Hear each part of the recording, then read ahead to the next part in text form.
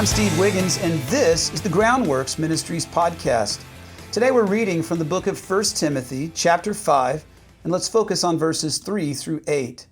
Support widows who are genuinely widows, but if any widow has children or grandchildren, they should learn to practice their religion toward their own family first and to repay their parents, for this pleases God. The real widow, left all alone, has put her hope in God and continues night and day in her petitions and prayers. However, she who is self-indulgent is dead, even while she lives. Command this so that they won't be blamed.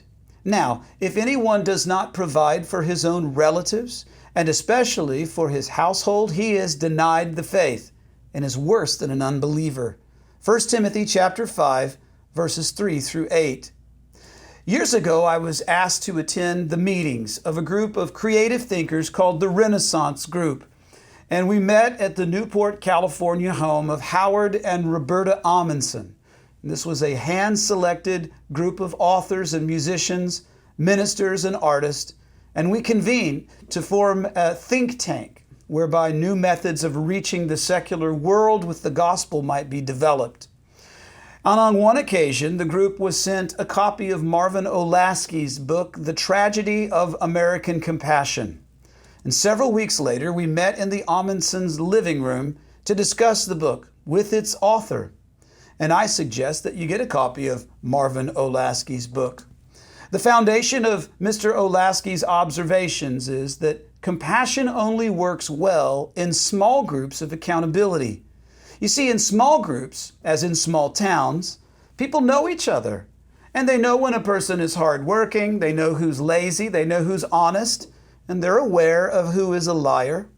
Mr. Olasky pointed out that most Americans had lost touch with the community mindset to the point where they give money to charities or they give money to people just holding up signs on a corner out of guilt or raw emotional reactions, without demanding any accountability from the organizations or the individuals who are receiving charity.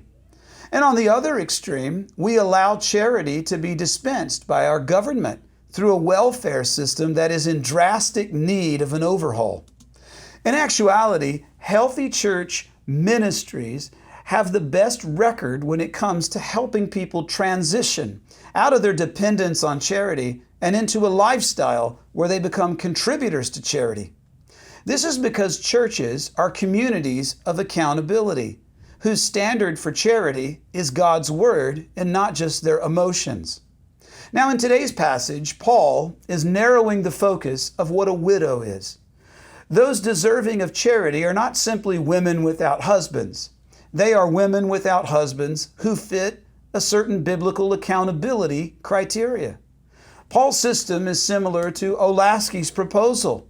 He's saying, in effect, don't let your emotions or your sympathies interfere with God's standard for ministry.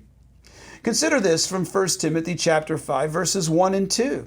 Do not rebuke an older man, but exhort him as a father, younger men as brothers, older women as mothers, with all propriety, the younger women as sisters. Now, when this passage that I just quoted is matched with today's text about widows, it becomes evident that while the definition of widow is narrowed, the definition of family is expanded. Social responsibility is shifted from the corporate congregation to the compassionate individual. Think about these things. I'm Steve Wiggins. This is the Groundworks Ministries podcast. Check us out at groundworksministries.com.